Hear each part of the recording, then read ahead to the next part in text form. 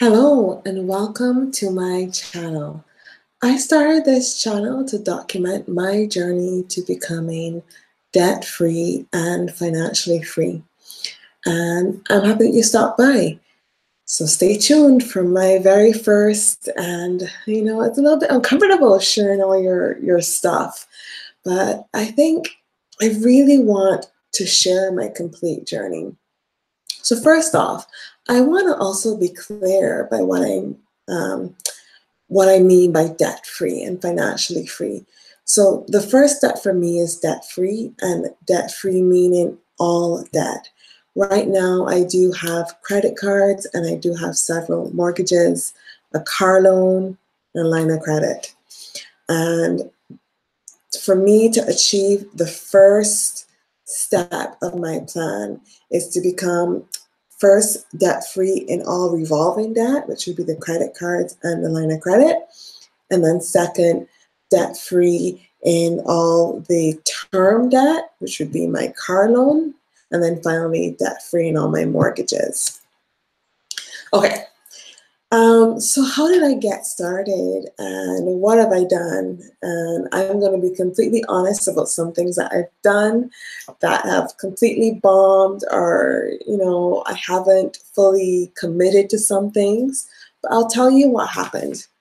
So how I really got started here, there was life events. So I recently separated from my husband, and during that separation, it also really caused me to really do an honest assessment about where I was on many things.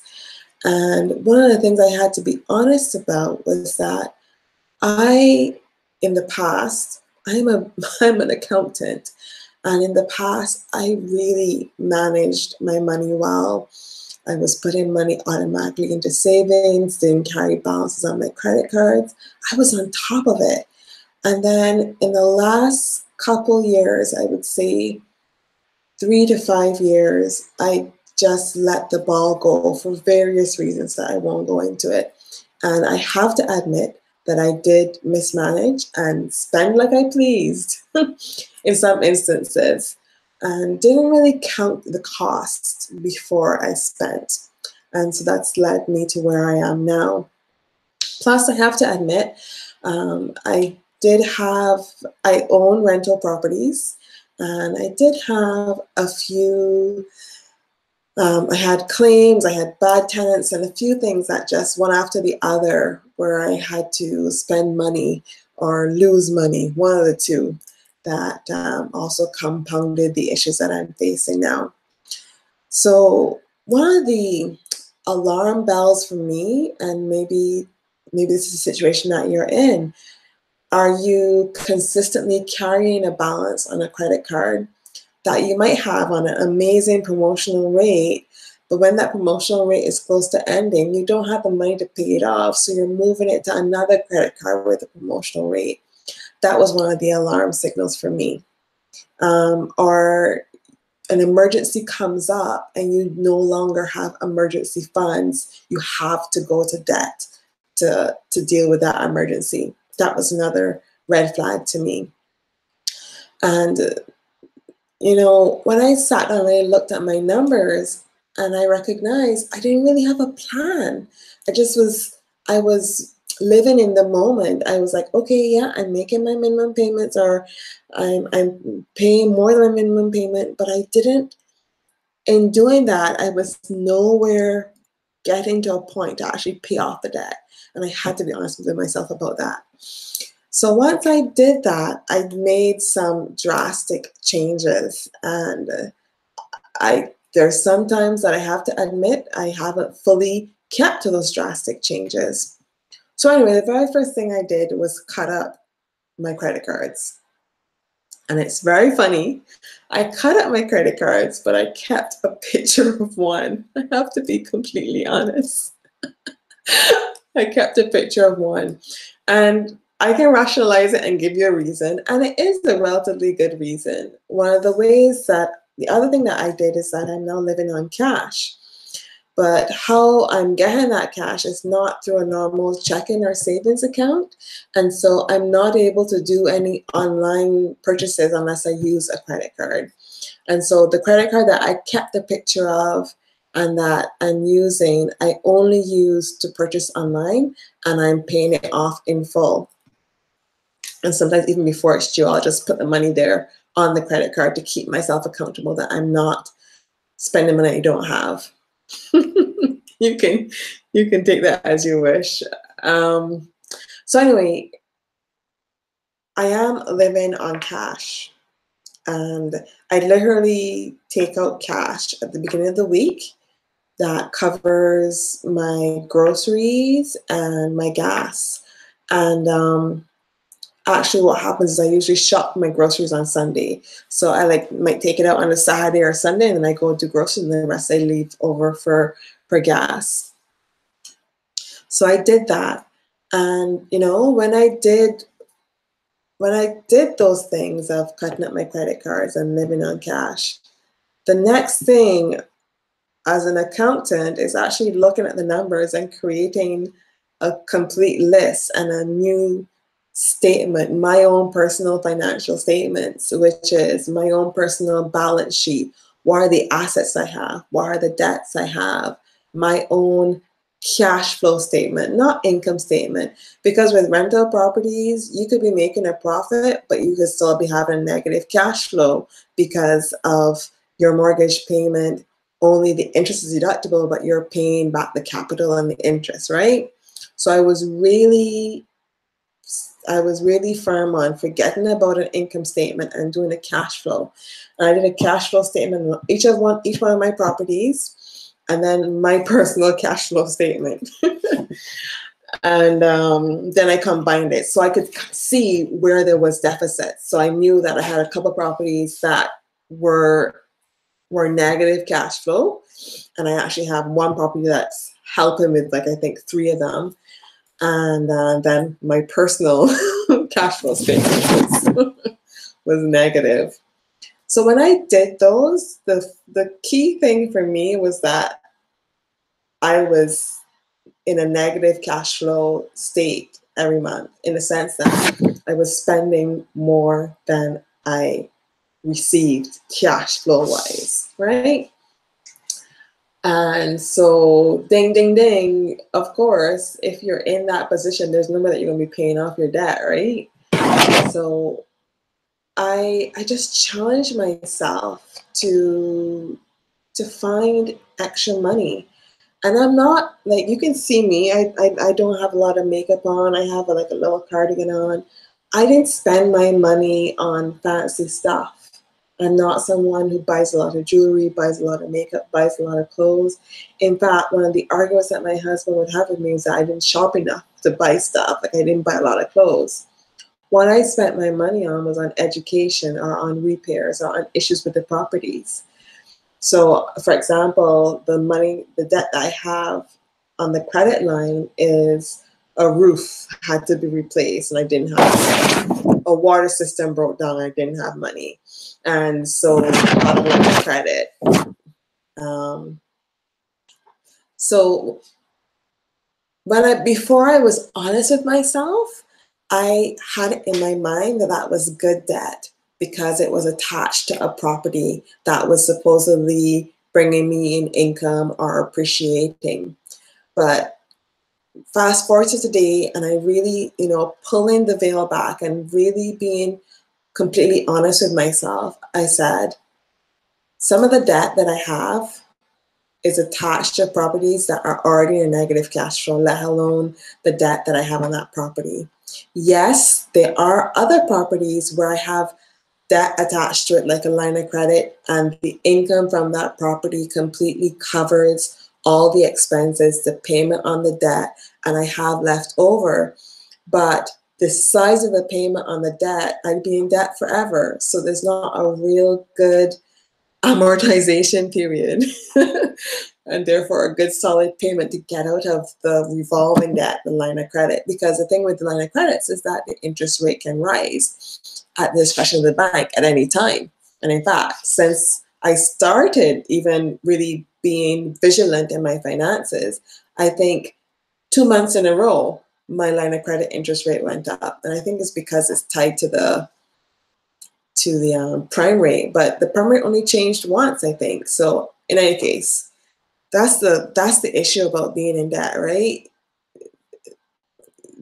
The banks, depending on what kind of debt you have, if it's revolving, that interest rate can change at any time. So long story short, yes, the majority of the debt I have, even on the revolving like line of credit and even on some of the credit cards, because one of my credit cards is a credit card / line of credit. I have all types of debt that I'm going to get rid of. The majority of it is things that I bought for the properties, so repairs, primarily roof, a water system, a complete water system in one, and I'm making the minimum payment. And minimum payment is primarily covering interest, so the debt is not going away. And then I purchased education as well.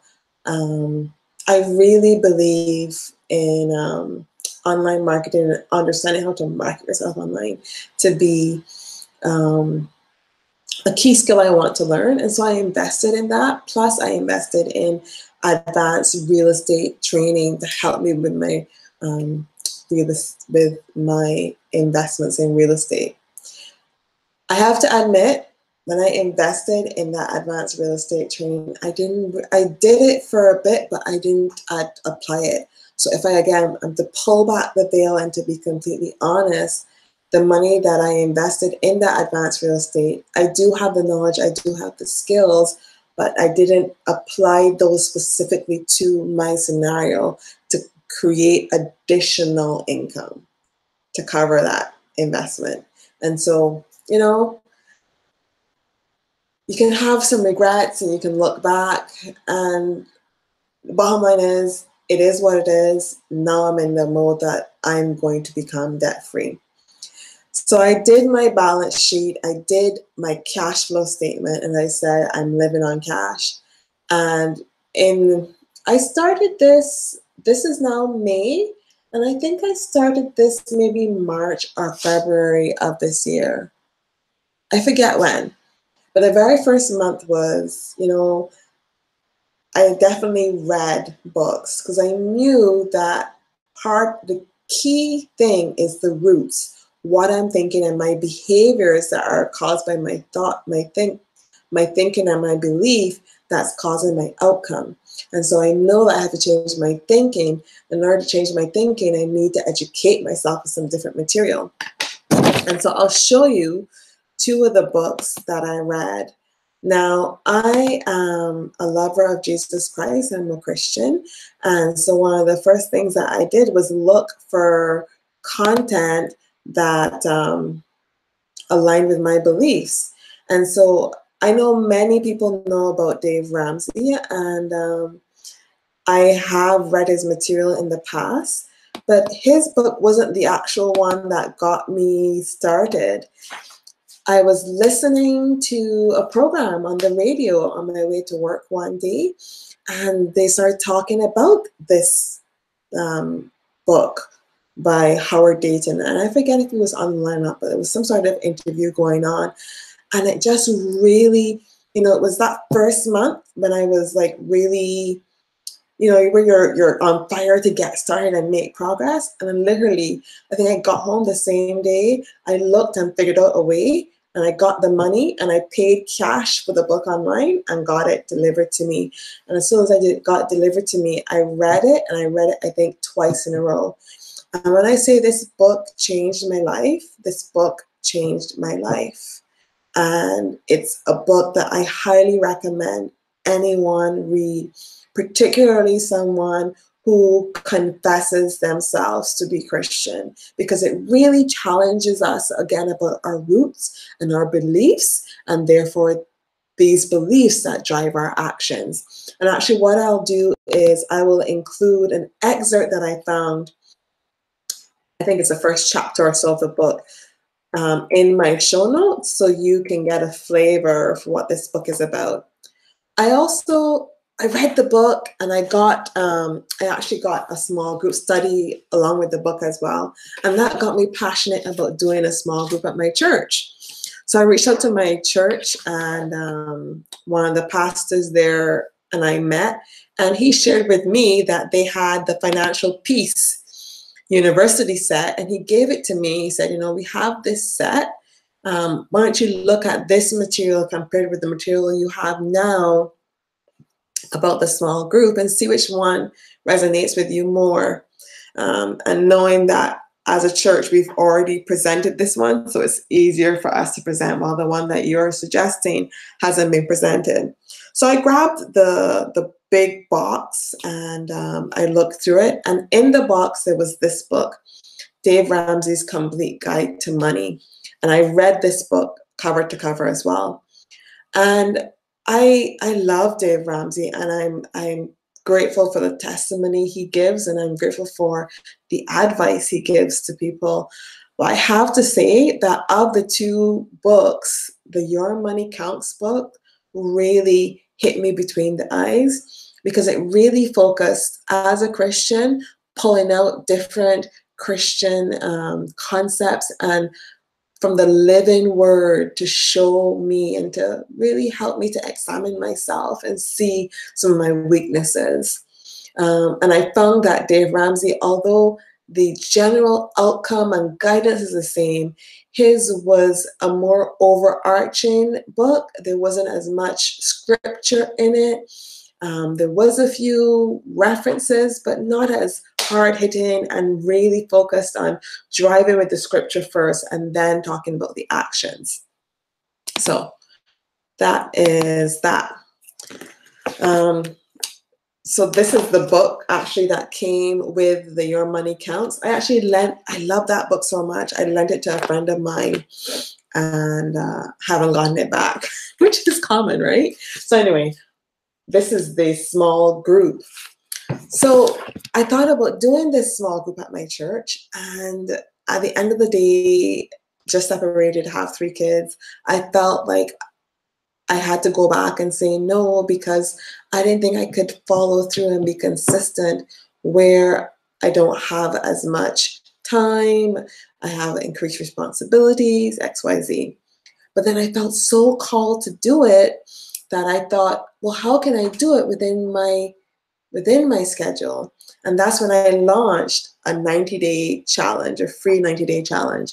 And I launched that challenge in April. So this is, a couple months afterwards. I launched it at the beginning of April. And I was so excited. I went to my primary YouTube channel and I shared about the challenge. I shared it with a lot of my friends, and quite a few of them said, yeah, I'm interested in this. Yeah, when you start it, tell me. And I love that it's on Facebook, or we don't have to meet in person. And so I got a lot of positive input. But when push came to shove and I actually started the challenge, only one other person showed up and said, yes, I'm in. And even when they showed up and said, yes, they're in, her actual actions after that have been slower to follow. So right now she's now reading through the book. So anyway, that was sort of a major bomb on my part, right? I was like, yeah, I'm going to create this 90-day challenge and it's going to be awesome. We're going to have like this group of, I didn't think that I was going to have a big group. I was like, I'm going to have this group of at least 5 of my really good friends who agree with me about getting debt free, and we're going to be challenging each other and hold each other accountable. It's going to be awesome. Not. And one of the challenges that I had was like, should I even do a 90-day challenge? Like, I'm still committed to my overall goal, but should I do that 90-day push? And at first, fleshly, human, whatever, old mindset, I was like, oh no, nobody's gonna do it with me. I didn't want to do it. And a couple of days, I don't think it was instant, but I said to myself, it's your debt. And I said to myself something like, just because somebody's not doing it with you, you're going to stop going for your goal? That's ridiculous. And so, yeah, called myself out on that. And yeah, I'm back on the 90-day challenge. I'm doing it solo. And I have to admit, because I'm doing it solo, I definitely have been a little bit slower. But one of the things that I did first was I looked again at my budget. So I started in February and I did a budget then. Then I looked again at my budget this time. I also, when I first started, I was tracking. I did a time where I tracked, I think for 15 days, my monthly expenses. And so now I'm actually doing a 30-day track. I think I did 30 days that time too, I forget. But what I'm just doing is, first of all, refreshing myself and seeing, did my reality change significantly? Or how has it changed, positive or negative? The other thing that I haven't done is, although I was thinking I would start this and kind of follow along with my 90-day challenge, and I haven't. I opened and I read the first chapter and I got excited, and I have to be honest, right? Because this is how we are as humans. I haven't followed through. And so that's one of the reasons why I'm doing these videos as well, because now I'm saying it publicly that I am going to follow through and complete this starting this week. Well, not this week because it's like Thursday. So I'm going to start reading it this week, but the full week is going to be next week. So yeah, other things that I did when I first got started, you know, as I said, I didn't really spend money on clothes and stuff, but I still looked around my house looking for things that I could sell to make extra cash, and I did. I found some jewelry and stuff that I sold, and I made about $1,200 of cash there. And other things that I started doing recently is I'm biking to work.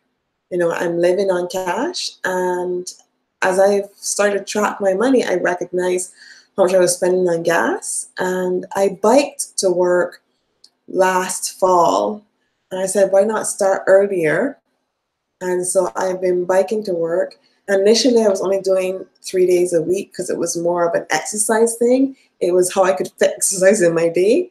But now, because it's not only an exercise thing, but a way that I am able to take money out of my car budget and put it to something else, or put it towards my debt, because my cash flow still doesn't balance. I'm now focused on biking as many days as possible. I think last week I biked 4 days. This week I biked 2 days so far, and tomorrow I'm planning to bike. So I haven't quite made it for a full week. And I have to say, the only reason I didn't bike the full week last week is one day it rained, and I don't have the rain gear to be biking in the rain. I didn't have the money to buy it in my budget. Not I didn't have the money to buy it, but I didn't want to spend my money on that when I'm focused on reducing my spending and living within my means. So anyway, this video was really long. I don't know if you stuck with me to the end. I think I probably got more out of it than you, and just really being honest and open about where I am and what I've done. So to wrap it up, my next steps is to actually start on this. So on this channel, I will share weekly what I've done in this book and how it's impacted me. And then the second thing is that I've cut my expenses as far as I'm concerned as much as possible. I'm living like really simply. And so what I need to do is hustle. What I need to do is look at my properties and get them in better shape. I actually sold a property last year, even before I started on this journey, because I was noticing that some of these properties were underperforming and having issues with management as well, and inconsistent tenant issues. So I sold one. I'm trying to put another one up for sale, but it needs repairs in order to get a good dollar. And I don't really want to get into debt for it. So I'm trying to find the money, make the money to make the repairs and then sell it. Give me your thoughts. Some people, I'm sure, would say that's a valid reason to get into debt. But you know what? The sale of the property isn't guaranteed. And the sale price of the property when I sell it isn't guaranteed either. So what if I get into debt again to make property look great, but then the net is still a negative? Let me know what you think. Thank you for being along with me as I share my journey, and I'll see you when I do my weekly update.